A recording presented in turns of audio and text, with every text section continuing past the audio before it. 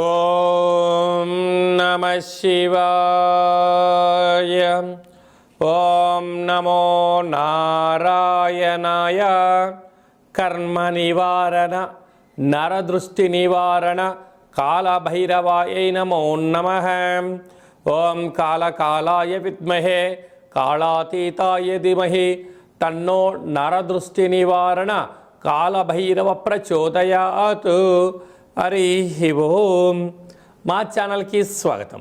చూస్తున్న వీక్షకులకు ప్రేక్షకులకు ప్రియ కాళభైరవ భగవద్బంధులకి స్వాగతం పలుకుతూ మమ్మల్ని ఎంతగానో ఆదరిస్తూ ఉండబడినటువంటి ప్రియ సోదర సోదరీమణులకు, జ్యోతిష్ అభిమానులకు, సనాతన ధర్మ సంరక్షకులకు అందరికీ నూతన ఆంగ్ల సంవత్సర శుభాకాంక్షలు. 2026వ సంవత్సరం జనవరి నెల 1వ తారీఖు నుండి డిసెంబర్ నెల 31, 2026 సంవత్సరము అందరికీ నూతన ఆంగ్ల సంవత్సరానికి స్వాగతం పలుకుతూ ఈ 2026వ సంవత్సరంలో అందరికీ శుభాన్ని, జయాన్ని, ఐశ్వర్యాన్ని, ఆనందాన్ని ప్రసాదించాలని మనం మనసారా కోరుకుందాం. ఇక్కడ విశేషం ఏమిటయ్యా అనగా మనకు క్యాలెండర్ పంచాంగం చెప్పుకుంటున్నాం. మనకి ఇక్కడ గురువారం రోజు ప్రారంభమవడం, అందులో 1వ తారీఖున రోహిణీ నక్షత్రం అయింది. గురువారం రోజున రోహిణీ నక్షత్రము, అందులో గురువారము. గురు అంటే గురువు యొక్క రోజు, చంద్రుడి యొక్క నక్షత్రము. అంటే విశేషమైనటువంటి గజకేసరి యోగము ఈ సంవత్సరం అందరికీ ప్రసరిస్తుందని చెప్పి గమనించాలి.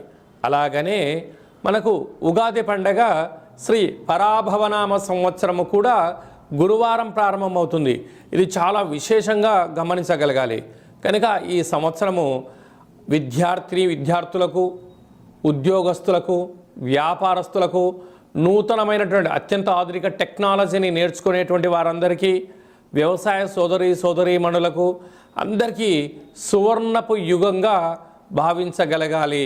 ద్వాదశ రాశుల్లో గ్రహ గమనాన్ని ఒకసారి వీక్షింపచేద్దాం.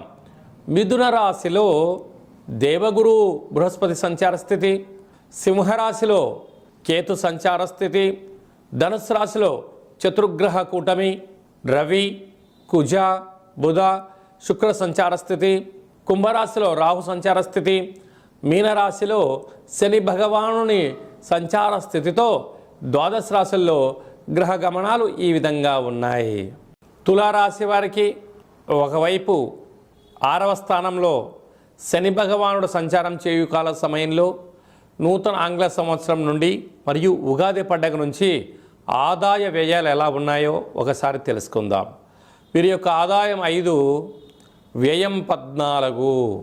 చూడండి, 6వ స్థానంలో శని భగవానుడు సంచారం చేయనప్పుడు రుణ సమస్యలు, రోగ సమస్యలు, శత్రు సమస్యలు, నిత్యం అగ్నిభయం, చోరభయంతో మానసిక వేదనకు గురయ్యే పరిస్థితి చాలా అధికంగా ఉంది. అంటే 5 రూపాయలు మనం సంపాదిస్తే 14 రూపాయలు ఖర్చు పొంచి ఉంది. అంటే -9 రూపాయల్లో మనం ఉంటున్నాం. ఇలాంటి కాల సమయంలో ధర్మబద్ధంగా ఉండడం, భగవంతుడు ఆరాధనలో ఉండడం, ఖర్చులు తగ్గించుకోవడం, విందులు వినోదాలకు, మద్యమత్తు మాంసాలకు దూరంగా ఉండడం, సత్ప్రవర్తన, ఆరోగ్యము, నియమము, నిష్ఠ, పెద్దవారితో సఖ్యతగా ఉండడము, తల్లిదండ్రుల మాట వినడము, విజయానికి కలిగించేటువంటి సూత్రాలను పాటించడం వలన ఖర్చులను నివారించే పరిస్థితి చాలా అధికంగా ఉంటుందని చెప్పి కూడా గమనించాలి. రాజపూజ్యమారు, అవమానం 3. ఇక్కడ అనేక మంది ఓహో మీ అంతటి వారు ఎవరు ఉండరండి, మీరు రాజుతో సమానము, దేవుడితో సమానము, మీరు వీరుడు, సూర్యుడు, చక్రవర్తులు అని చెప్పి మీ చుట్టూ అనేక మంది చేరి భజన చేసి మీ దగ్గర ఉండబడిన సమయాన్ని, ధనాన్ని, స్థిరచరాస్తులను తాకట్టు పెట్టించైనా తీసుకొని వెళ్తూ ఉంటారు.